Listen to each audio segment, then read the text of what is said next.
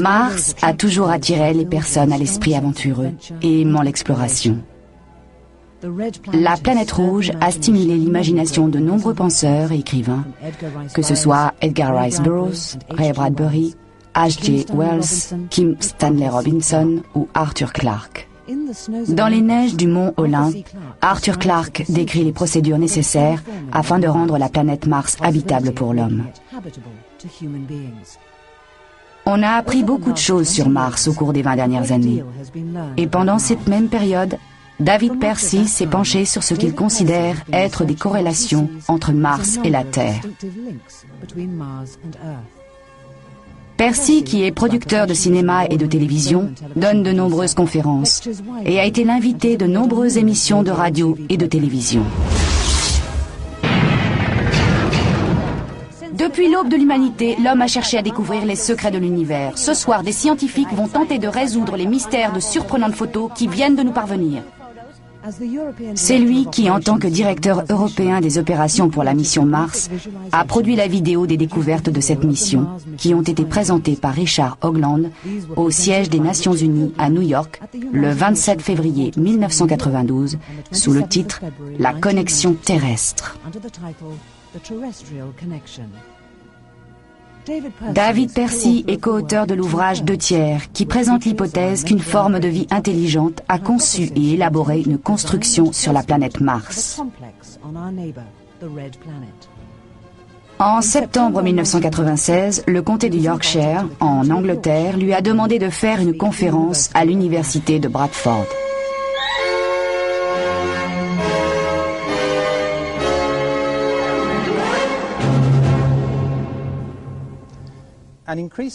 De plus en plus de gens ont entendu parler de l'existence, sur la planète Mars, de ce qu'on appelle le visage.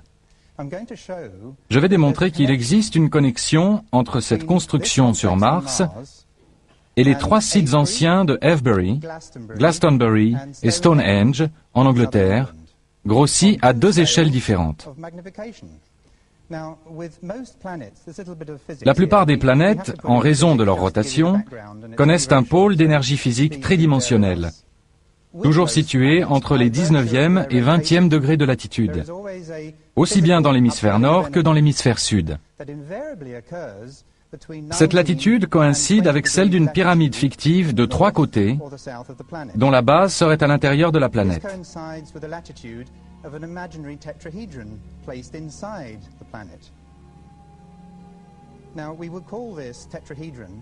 Nous appelons cela un tétraèdre circonscrit.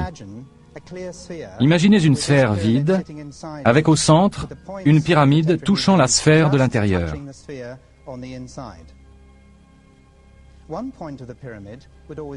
Un des sommets de la pyramide serait au pôle sud de la planète. Le plan, formé par la base et contenant les 3 autres sommets, est toujours à 19 degrés 47. Et nous avons trouvé que la même chose se produit avec la plupart des planètes de notre système solaire. Les 2 cas notables étant la tache rouge de Jupiter et la tache noire de Neptune. Et la chose intéressante à relever au sujet de Neptune, c'est que la grande tache noire et la planète Terre sont de taille exactement semblable et qu'à cette latitude, l'énergie est très importante.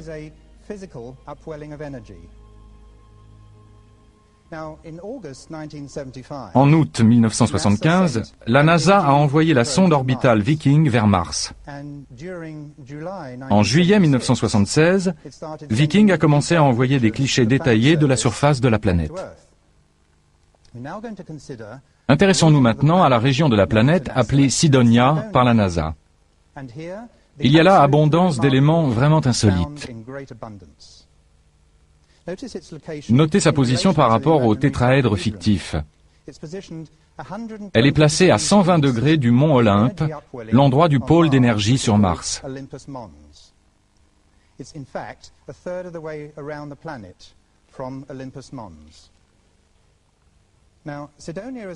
Cydonia est une construction située dans l'hémisphère nord de Mars, à environ 41 degrés de latitude. La latitude est donc plus élevée que 19 degrés 47, mais elle est en relation trigonométrique avec 19 degrés 47. Cela aurait pu être aussi 30 degrés 60 ou 40 degrés 80. Mais je voudrais souligner le fait qu'il est tout à fait impossible que des êtres conscients aient jamais pu évoluer sur Mars. Et ce, pour la bonne raison que la planète ne tourne pas à la bonne vitesse. Sa vitesse de rotation est trop lente. Mars n'a jamais été, ne pourra jamais devenir une planète bleue. Cependant, nous pensons que des êtres ont pu visiter Mars. Beaucoup de gens croient aux Martiens et pensent que des êtres peuvent vivre sur cette planète comme nous l'évoquons ici. La raison pour laquelle la vie évolue sur notre planète réside dans l'existence de la Lune, dans sa taille et le fait qu'elle tourne autour de la Terre. Mais la Terre tourne dans un sens et l'inclinaison de la planète se situe dans une position opposée à sa rotation. C'est ce phénomène qui crée une tension sur la planète et qui autorise la vie. Aucune autre planète dans notre système solaire ne présente une disposition similaire. Mars tourne trop lentement, n'a pas sa propre lune, et par conséquent n'a pu faire naître la vie, évoluant vers la vie consciente.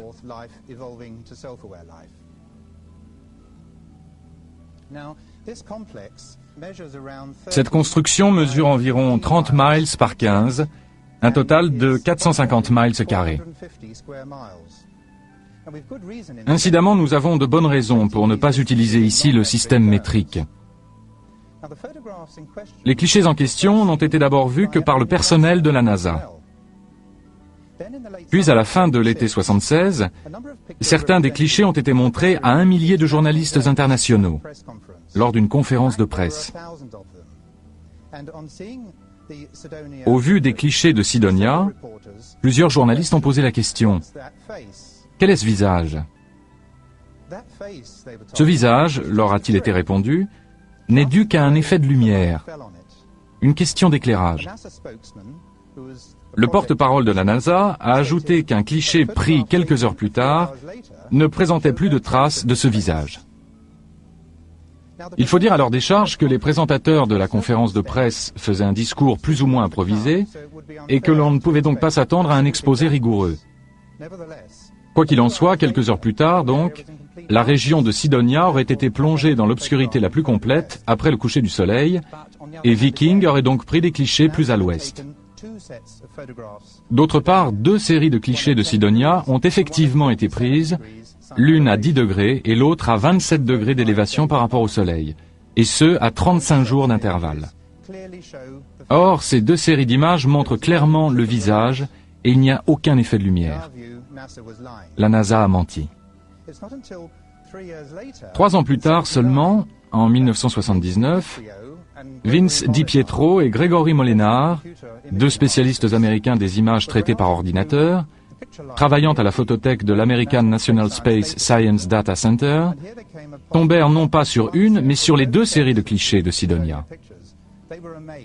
Selon leurs propres mots, ils ont été stupéfaits par ce qu'ils ont vu.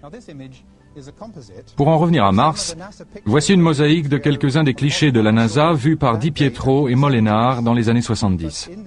Mais sur cette illustration, les images ont été récemment retravaillées sur ordinateur aux États-Unis, puis à Londres.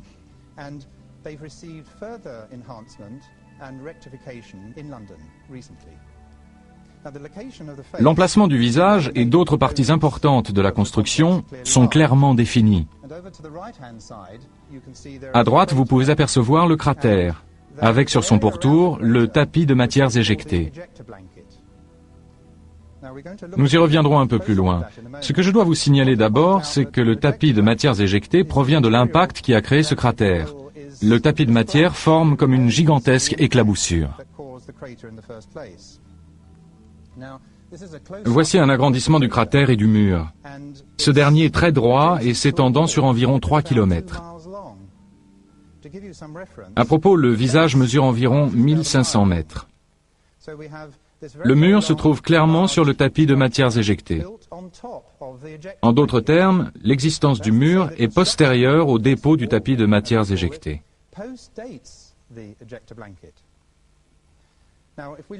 Sur les bords du cratère, nous avons quelque chose qui ressemble à une pyramide à 3 côtés, ou tétraèdre, au nord du trou. Il est très important de se rappeler ce point précis, et aussi, si vous les voyez, deux points blancs au centre du cratère, dont il faudra se souvenir tout à l'heure, car nous en verrons de similaires. Au sud du cratère se trouve une butte entourée d'une spirale ascendante dans le sens contraire des aiguilles d'une montre. Cette butte fait environ 1500 mètres de diamètre pour 150 mètres de hauteur. Voici une illustration de l'un des crop circles les plus connus, apparus en très grand nombre au sud de l'Angleterre au cours des dernières années.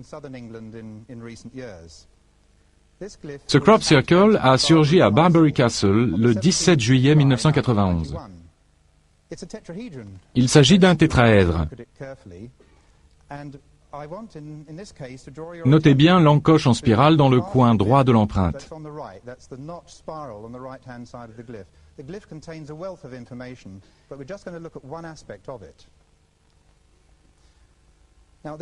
Voici un agrandissement de la spirale logarithmique du crop circle, le bord de la spirale avec ses encoches. Ceci a été réalisé par Errol Torrin. Il travaille au service des cartes de l'Agence américaine pour la défense. Il a réalisé cette illustration qui montre que la spirale avec l'encoche forme la base d'une spirale logarithmique. J'ai réalisé plus tard que l'on retrouve la spirale dans la butte de Mars. Et voici à la fois la butte et la spirale logarithmique. À l'ouest de cette butte se trouve un ensemble qui semble être des structures pyramidales dont l'une est abîmée de façon évidente. Ce groupe de structures est appelé la Cité. Au sud de la Cité se trouve une grande pyramide à 5 côtés. La grande pyramide D et M, nommée ainsi après sa découverte par Di Pietro et Molenar. Le côté gauche de cette pyramide semble totalement intact, et le côté droit paraît en revanche endommagé. Gardez bien ce détail en mémoire. Ce transparent permet de bien voir les faces de la pyramide à 5 côtés. Comme Errol Torrin, spécialiste en géomorphologie de l'American Defense Mapping Agency, le souligne, un objet à 5 côtés ne peut pas être formé, et à plus forte raison, maintenu en l'état par la seule force du vent et des phénomènes météorologiques. Car la force qui accentue l'une des faces causera inévitablement l'érosion de la face ou du côté opposé. Nous avons envie de dire qu'une pyramide sur Mars est une chose singulière. Mais un visage sur Mars est une chose au moins aussi singulière. L'analyse fractale utilisée pendant la guerre du Golfe a été employée ici, et comme vous pouvez le voir, l'analyse fractale est à droite et l'image originale à gauche. Ils ont utilisé l'analyse fractale pendant la guerre pour repérer des tanks dans le désert. Et en employant cette technique, les spécialistes ont affirmé que le visage de Mars est la chose la plus étonnante sur plus de 4000 km² à la ronde.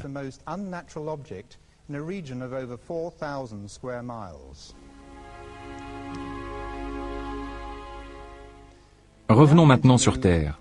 Voici un crop circle qui est apparu au pied de la colline de Silbury, dans le Wiltshire, en Angleterre, dans la nuit du 27 juillet 1991.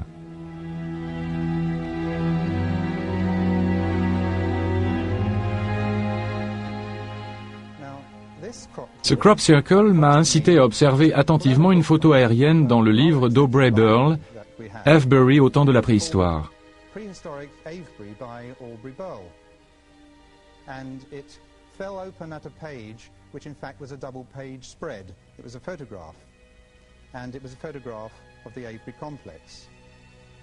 C'est la photo en noir et blanc prise par Western Photography il y a quelques années. Et c'est un cliché pris en regardant le sud. Et jusqu'à présent, on regardait l'image dans la direction opposée. On avait les constructions de Sidonia avec le nord en haut du cliché. On regarde maintenant dans la direction opposée. Ce cliché est extrêmement utile pour ce que j'avais en tête, parce que la colline de Silbury est également dans le cliché. Alors voilà la colline de Silbury dans le coin supérieur droit, et au premier plan, le cercle d'Avebury et son fossé.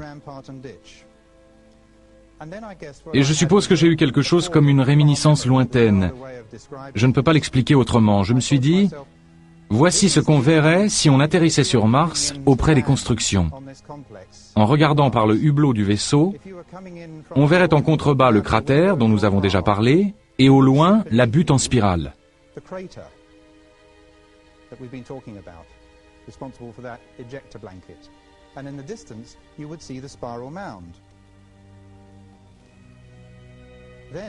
Il m'est alors apparu que le rempart de terrassement et le fossé d'Avebury pouvaient être une représentation du cratère, et la colline de Silbury, au loin, une représentation de la butte en spirale de Cydonia.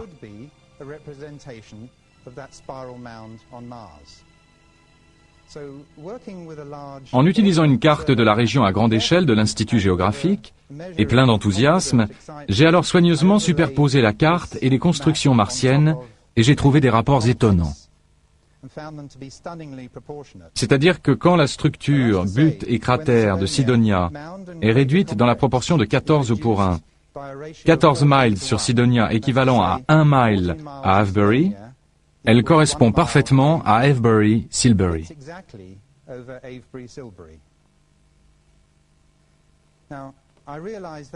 J'ai compris qu'en y ajoutant le crop circle de Silbury, ces trois éléments n'étaient qu'une seule et même représentation géographique et topographique.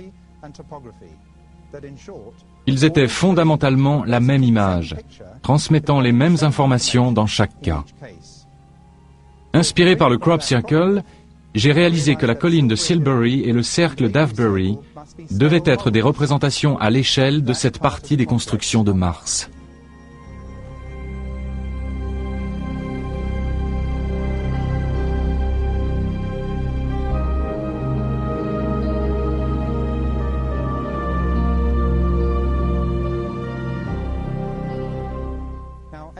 Le cercle mégalithique d'Avebury, quant à lui, est l'un des plus grands et des plus beaux qui soient, de 400 mètres de diamètre et d'une rare complexité.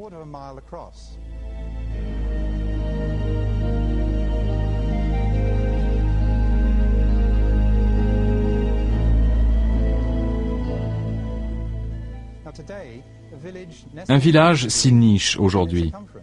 Un écrivain a déclaré que si Stonehenge est une église, alors Avebury est une cathédrale. Avebury est constitué principalement d'un premier rempart de terrassement, puis d'un fossé intérieur d'où provient la terre du rempart. On trouve ensuite les alignements de pierres formant deux anneaux intérieurs.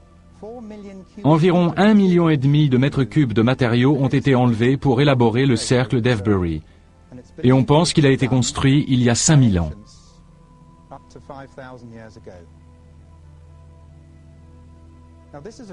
Voici un dessin des deux cercles de pierres intérieures qui illustre bien l'angle à 19,5 degrés avec le nord.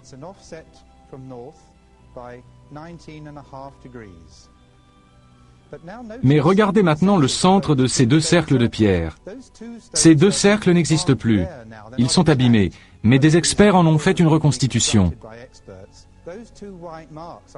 Les deux repères blancs que je vous ai montrés sur le cratère de Mars correspondent aux deux pierres qui marquent le centre des deux cercles de pierre d'Avebury. On commence à assembler les pièces du puzzle. Les gens qui ont vécu et travaillé sur Mars ont été dans l'obligation d'agir sur l'environnement. Ils avaient besoin d'une atmosphère, de rendre la planète habitable, au moins temporairement. Nous pensons qu'ils ont installé dans le cratère deux gigantesques éléments de technologie appelés disques tournants. Vous en entendrez parler au cours des prochaines années. Il est probable que la NASA fasse des expériences sur les disques tournants. Nous en parlons dans notre livre. Nous pensons que non seulement cette technologie fournit l'énergie des vaisseaux spatiaux, mais aussi peut injecter des gravitrons dans la planète. En agissant ainsi, on peut augmenter la masse apparente de la planète et lui permettre de tourner à la bonne vitesse et d'avoir ainsi une atmosphère. Je suis intimement convaincu que les deux cercles d'Avebury sont là pour immortaliser l'emplacement des disques tournants sur Mars.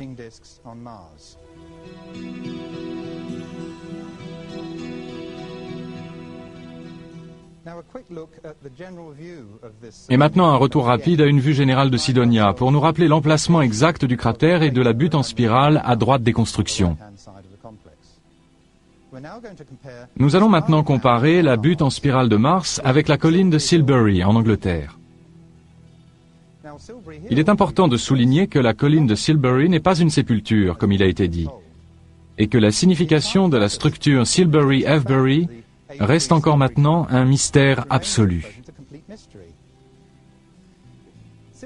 Environ 3 millions de mètres cubes de matériaux auraient été remués, ce qui aurait nécessité, selon les experts, le travail de 700 personnes pendant 10 ans.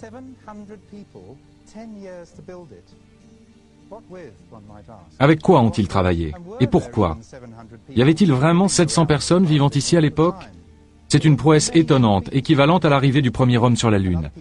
Ça devait être d'une importance considérable pour eux.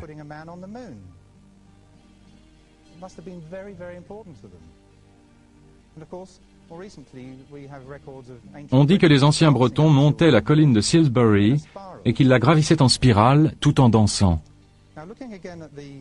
En regardant à nouveau la carte régionale de l'Institut géographique, vous pouvez y voir une ligne droite reliant la partie ouest du cliché à la partie droite.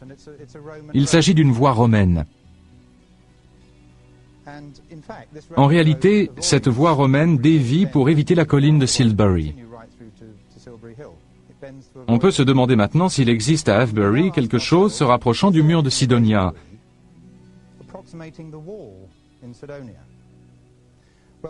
Eh bien, nous avons tracé une ligne partant du centre de la colline de Silbury jusqu'au centre d'Avebury Manor. Voici Avebury Manor.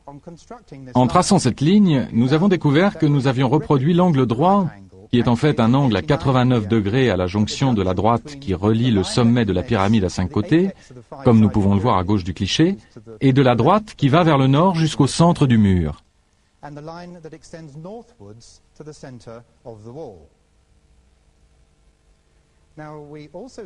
Nous avons également tracé une ligne droite partant du centre de la butte en spirale de Sidonia jusqu'à la pyramide tétraèdre sur le bord du cratère. Vous vous souvenez que nous avions remarqué une petite pyramide tétraèdre sur le bord du cratère, au nord d'un trou sur Sidonia. Eh bien, l'angle formé par la verticale du mur et cette nouvelle droite est de 19 degrés 47.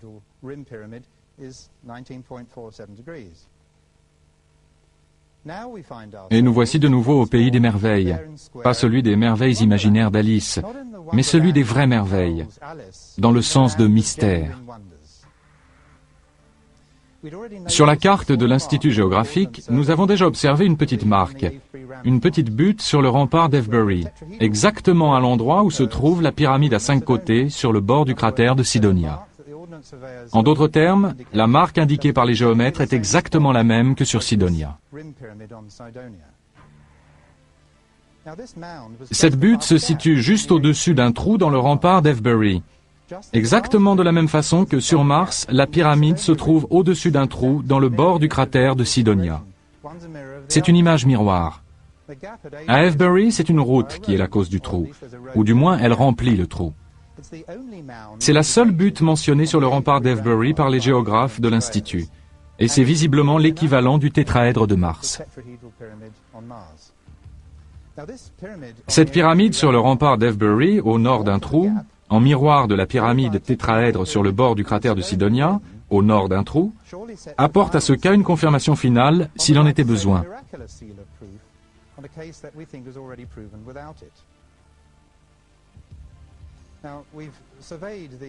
David Myers et moi-même avons fait une étude topographique de la pyramide d'Avebury en décembre 1991. Le tumulus est bien sûr un tétraèdre, mais de structure irrégulière, avec 2 longs côtés et un court, si bien qu'il peut presque donner l'image d'un losange dans une direction. On retrouve ces mêmes aspects dans la pyramide du bord du cratère de Sidonia et dans le mont Thor de Glastonbury.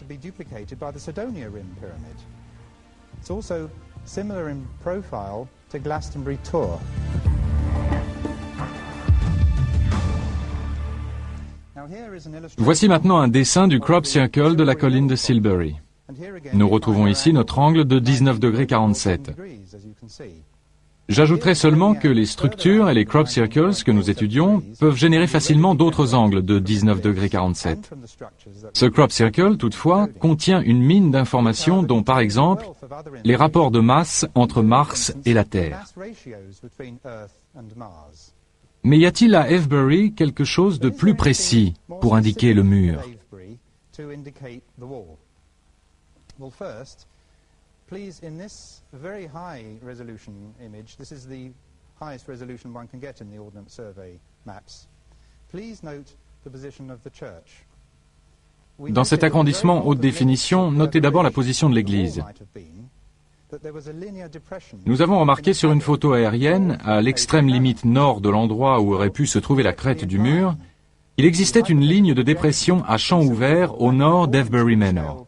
Eh bien, directement dans l'axe de la projection hypothétique de la colline de Silbury et correspondant à l'échelle du transparent, se trouvait un fossé mal comblé et les traces d'un mur de remblai.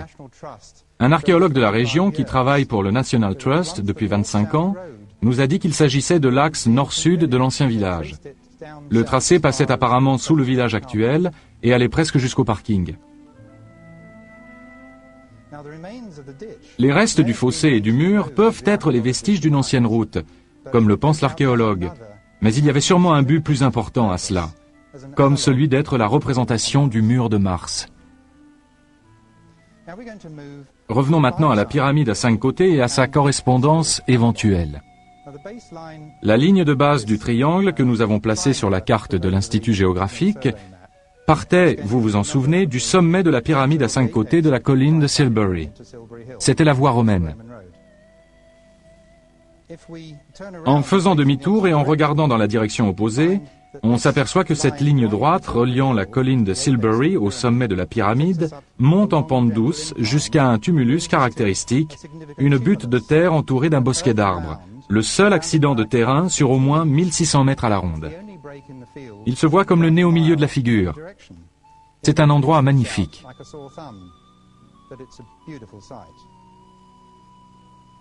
En se rapprochant, on distingue autre chose. Une stèle érigée au sommet de la butte. La voici. Et voici David Myers et Tony Coulson. Myers est le co-auteur de 2 tiers. Tony Coulson est radiesthésiste et guérisseur.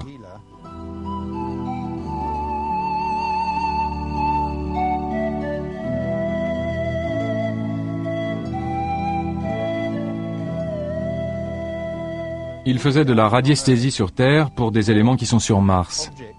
Il faisait de la radiesthésie à distance, si vous voulez.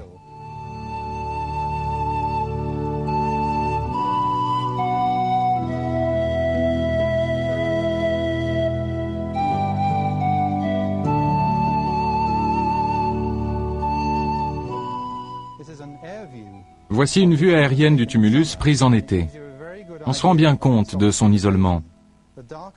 La partie sombre du champ indique approximativement l'emplacement de la pyramide. Des arbres ont été plantés en ligne droite côté ouest.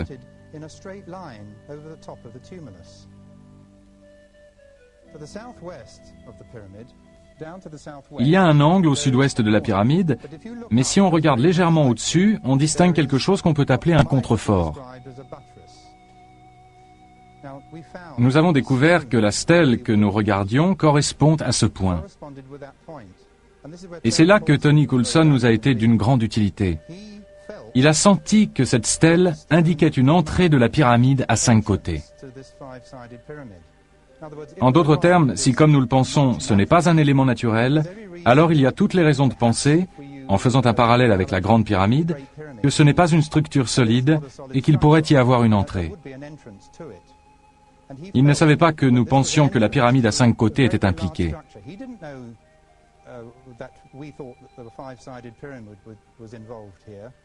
Il s'agit donc ici du côté intact de la pyramide à 5 côtés.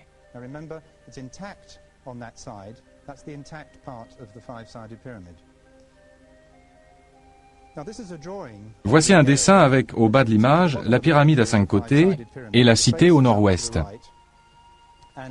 On peut remarquer les structures qui composent ce que nous pensons être le centre de la cité.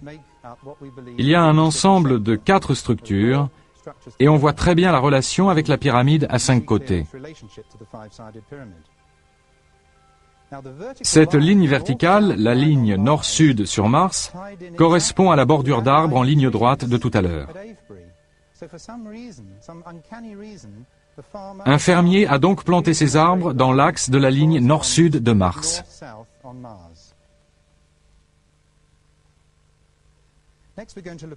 Voyons maintenant la cité. La route principale monte jusqu'à ce qui semble être une analogie topographique de la cité. Elle se trouve au nord-ouest de l'image.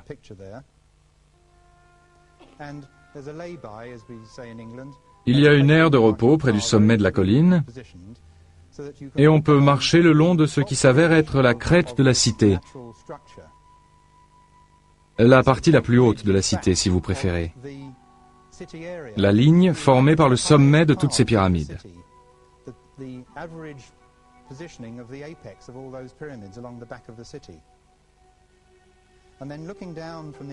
Et quand on regarde d'en haut, on aperçoit une sorte d'amphithéâtre géant. Quelque chose qui semble avoir été sculpté à même le terrain par une forme de vie intelligente, dans un passé lointain et obscur. Les collines correspondent exactement aux pyramides de la cité, et le champ au centre correspond au centre de la cité. L'emplacement d'un canon de la Seconde Guerre mondiale s'ajuste à l'une des pyramides de Sidonia, qui s'aligne directement du centre de la ville jusqu'au sommet de la pyramide à 5 côtés. Le centre de la cité est également indiqué. En effet, à proximité de la lisière nord du champ, 2 terrains en forme d'ovale très allongés n'ont ni été labourés, ni cultivés. Le fermier les a sacrifiés et n'y a rien semé. Ces 2 terrains en losange sont à l'endroit précis des 2 structures qui constituent la moitié nord du centre de la cité. Et à l'arrière, on a les contreforts.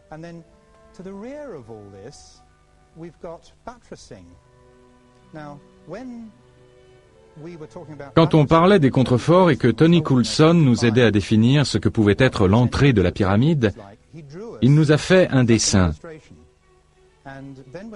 Et après, quand on a vu les contreforts, on a été estomaqué, car on sentait que c'était ce qu'on aurait trouvé sur Mars.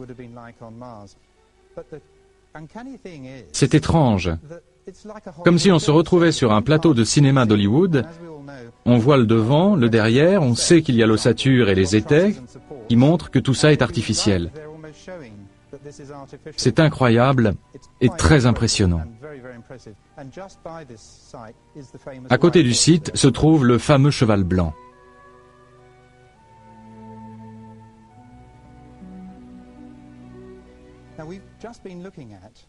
Nous venons de voir une réduction à l'échelle 1/14e des constructions martiennes. Nous allons maintenant examiner son agrandissement par 1,5. Nous avons découvert alors que Stonehenge devient la butte en spirale. Le point nord du cercle d'Avebury devient la base du mur. Et Glastonbury, le sommet de la pyramide à 5 côtés.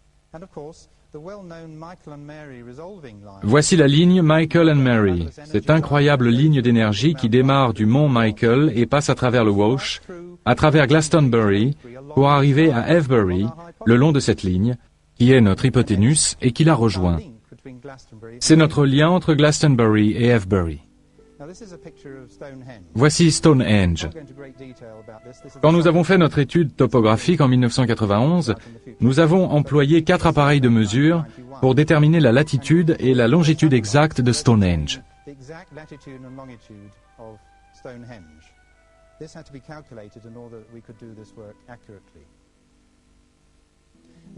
Grossi 1,5 fois, le cratère devient énorme. Il fait plus de 4 miles de diamètre et semble découler de Marlborough Downs, une vallée en forme de bol. Un chemin appelé le Ridgeway décrit un arc de cercle à l'ouest de la vallée. La route qui part d'Avebury suit la crête et le mur. Quand on regarde la carte, on voit que la crête du mur est signalée par la route de Swindon. À mi-chemin, la route de Swindon oblique brusquement et va vers le nord en suivant l'extrémité du mur. Elle met donc en relief à la fois la crête du mur et son contour. Barbary Castle n'est pas loin sur le bord du cratère, et c'est bien sûr là qu'est apparu le Crop Circle. La pyramide à 5 côtés, la pyramide D et M, coïncide maintenant avec Glastonbury. Le mont Thor, sans doute le connaissez-vous, est le plus beau des monts. On dirait qu'on l'a sculpté. Il est magnifique en soi.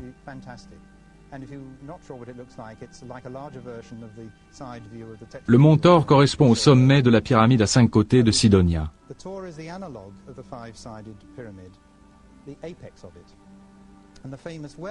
Le puits si célèbre est sur un prolongement de la ligne qui part de Stonehenge. Stonehenge est à droite sur l'image, et cette ligne traverse le mont Thor et traverse le puits. Mais on ne comprenait toujours pas pourquoi l'abbaye de Glastonbury ne se trouvait pas sur cette ligne. Alors il a fallu aller plus loin.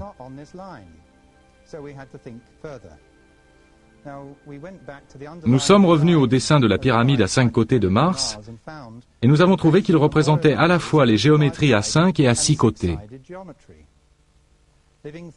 Nous savons que les choses vivantes ont une structure géométrique à 5 côtés, et les choses non vivantes, comme les cristaux ou les flocons de neige, une structure géométrique à 6 côtés. Si la pyramide à 5 côtés englobe à la fois les géométries 5 et 6, alors si on les superpose, on peut trouver un dessin sous-jacent.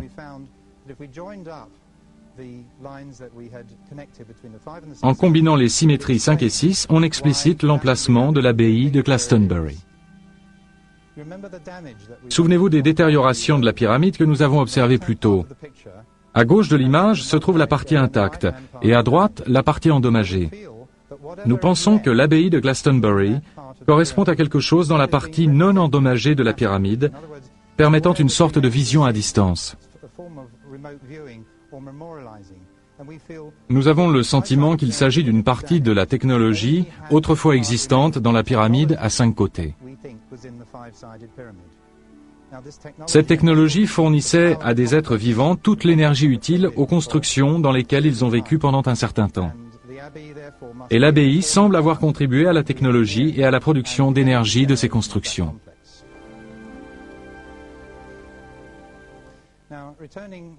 Retournons à Avebury. Voici maintenant l'église St. James que nous allons examiner. De l'intérieur, elle semble être construite de travers. Les anciens fonts baptismaux situés sous la flèche ouest et les allées ne sont pas dans l'alignement, sauf quand on se met à la tangente des fonts baptismaux. Il semble qu'à Avebury, tout soit fait pour nous remettre en mémoire l'importance des tangentes. Il est intéressant de remarquer que les 4 routes à Avebury forment toutes des tangentes avec les éléments du paysage les plus significatifs. Que l'on regarde Mars ou Avebury, les routes d'Avebury suivent la tangente du cratère, en haut à droite de l'image, suivent la tangente de la colline de Silbury et la tangente de la cité.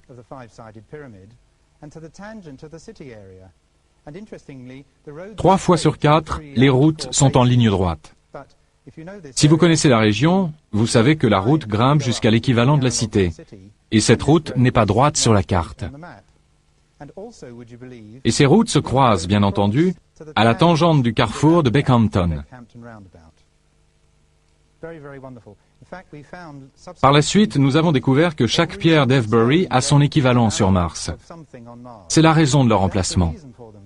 La pierre d'Adam et Ève, par exemple, a son équivalent sur Mars, exactement au même endroit. C'est absolument fantastique.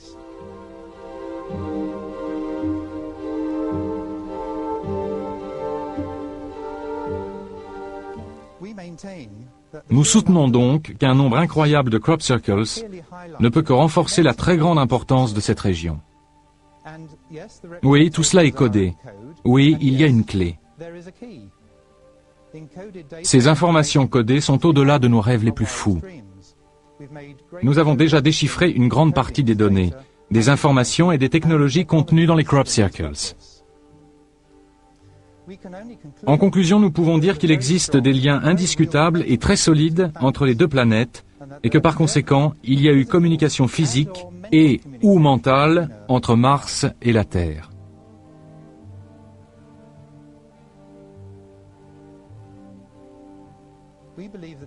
Nous sommes persuadés que ces informations ne sont pas seulement un message concernant une construction spécifique sur Mars. Il s'agit d'un message codé concernant les rouages secrets de l'univers. Permettez-moi de faire ici un lien avec les mathématiques. Cela implique quelque chose appelé topoglie, qui est expliqué dans le livre 2/3. Je ne vais pas vous ennuyer trop longtemps avec les maths, mais les scientifiques aiment les maths. Elles aident à prouver certaines théories. Cela fait partie d'une expérience conduite par Karl Monk aux États-Unis. Il a trouvé le nombre que vous voyez sur la carte, obtenu en divisant la latitude par la longitude d'Avebury, et on trouve alors le point central d'Avebury. Quand on décimalise ces deux nombres, on trouve un nombre qui équivaut au yard mégalithique. Et nous avons également découvert que ce yard mégalithique était une constante astronomique. Vous voyez ces calculs qui nous donnent la distance Terre-Lune la plus courte.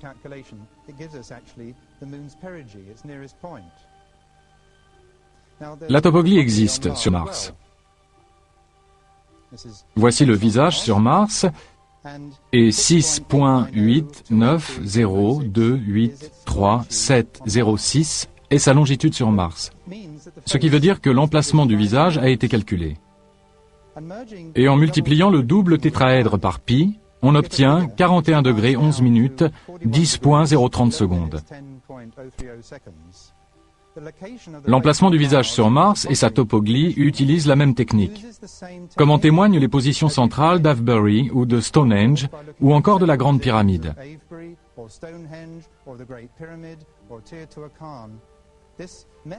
Cette méthode de topoglie est comme une matrice hyperdimensionnelle.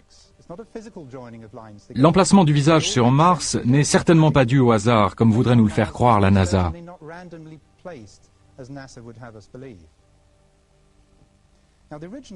Les premières images de la NASA envoyées sur Terre par la sonde Viking en 1976 indiquaient que le visage était symétrique.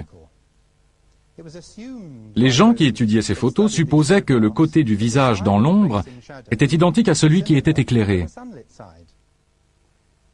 Toutefois, nous pouvons maintenant démontrer qu'il s'agit d'un sphinx. À la lumière de clichés récemment retravaillés par ordinateur, en utilisant la méthode d'équalisation des contrastes, le docteur Marc Carlotto, qui a dirigé ces travaux, a permis de mettre au jour la partie dans l'ombre afin de l'harmoniser avec la partie éclairée. Si nous regardons attentivement la sculpture à deux côtés de Mars, le côté droit, c'est-à-dire le côté droit quand on se place du point de vue du visage, on voit très bien la moitié primate. Elle pourrait représenter un être humain des premiers temps de la Terre.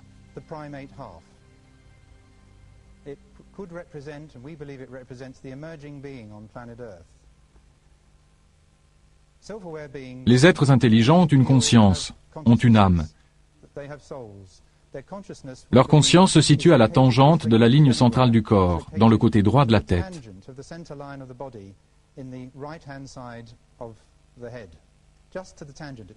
Cela expliquerait pourquoi le côté hominidé est dans la partie droite et le côté léonin dans la partie gauche de la sculpture. Voici le côté gauche.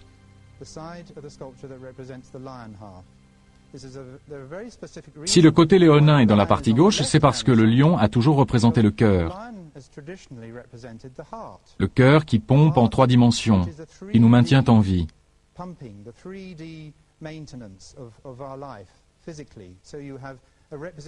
On a donc un symbole de l'âme de l'être conscient et un symbole de la réalité de l'être.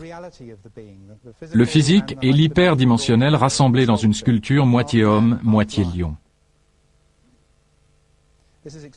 Tout cela est expliqué en détail dans notre livre.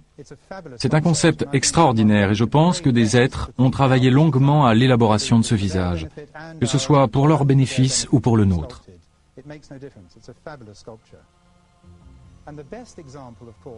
Sur Terre, le plus bel exemple de sphinx que nous ayons est celui connu sous le nom de Ark-Ur, et nous affirmons qu'il a été sculpté il y a environ 237 000 ans.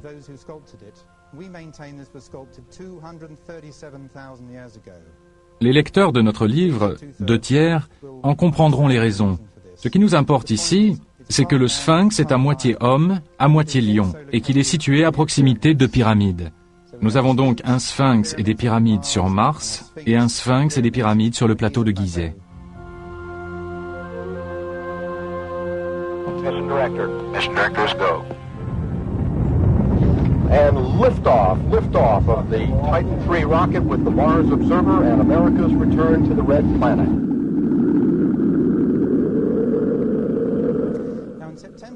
En septembre 1992, la NASA a envoyé sur Mars une sonde spatiale qui avait la capacité, à partir de décembre 1993, de prendre de nouveaux clichés des constructions controversées.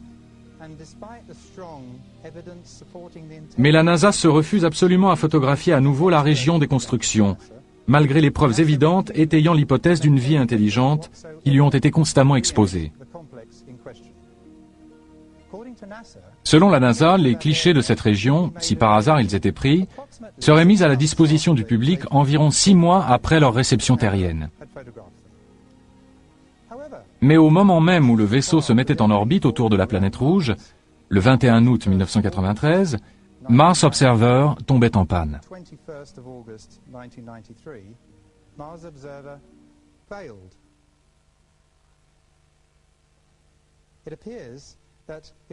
Ni les habitants de la Terre, ni la NASA elle-même n'allaient donc avoir de clichés.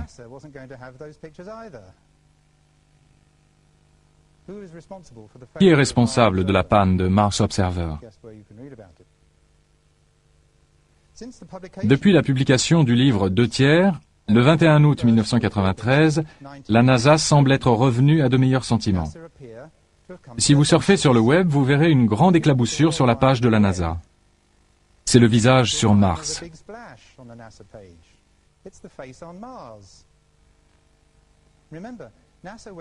La NASA est allée sur Mars pour y rechercher la vie.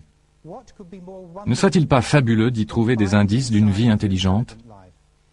N'auriez-vous pas envie de le crier sur tous les toits et de dire « on ne comprend pas, c'est incroyable, voyons voir ça, on dirait une sculpture, voyons un peu ».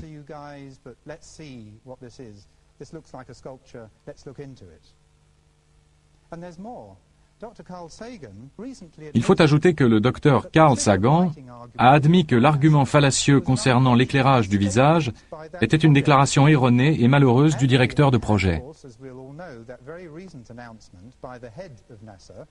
D'après une déclaration récente des dirigeants de la NASA, nous savons tous qu'ils pensent avoir trouvé la preuve d'une vie sur Mars dans un morceau de météorite de l'Antarctique contenant des fragments de fossiles d'organismes primitifs.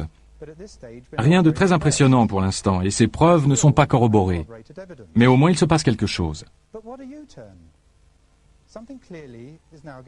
Il semble qu'une décision ait été prise à très haut niveau pour faire admettre l'idée que la vie existe probablement ailleurs et tout spécialement sur Mars.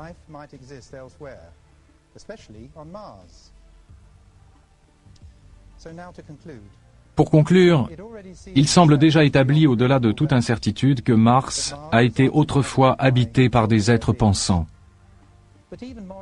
Ce qui est beaucoup plus troublant, c'est qu'il est maintenant tout à fait manifeste que les habitants de la Terre savaient cela il y a 5000 ans et peut-être même avant. La deuxième constatation renforce bien évidemment la première.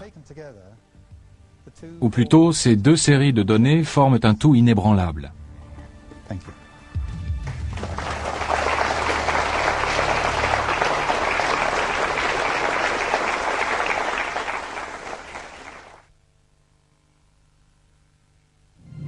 La dernière sonde américaine Mars Global Surveyor photographie la planète Mars depuis avril 1998 à l'aide de nouvelles caméras possédant une résolution 10 fois supérieure à celle de la sonde Viking 1 qui survola Mars en 1976. Les chercheurs du monde entier attendent beaucoup de cette mission afin de pouvoir, peut-être, élucider enfin le mystère du visage et des pyramides qui se trouvent dans la région de Cydonia. Les toutes premières photos publiées sur Internet par la NASA semblent montrer que le visage, s'il garde toutes ses caractéristiques faciales, a perdu une partie de son pouvoir évocateur. Il faudra étudier attentivement les prochaines séries de photos avant de tirer des conclusions définitives.